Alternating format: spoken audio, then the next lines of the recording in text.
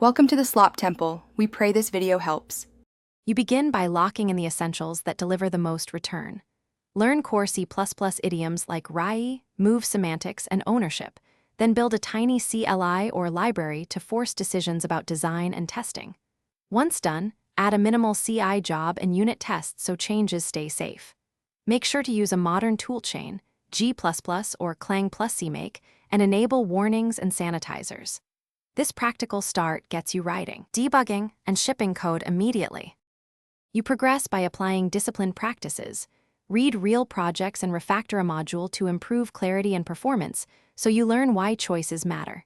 Use static analysis and sanitizers to catch subtle bugs, then profile hotspots and introduce micro-benchmarks before changing algorithms.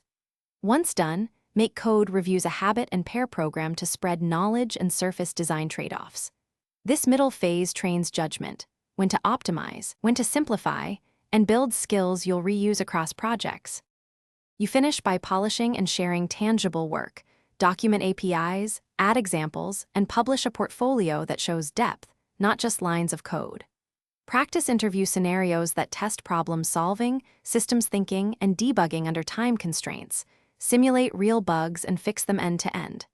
If things go wrong, don't panic. Bisect to find the change, reduce to a minimal reproducer, and use sanitizers or strategic logging to pinpoint faults.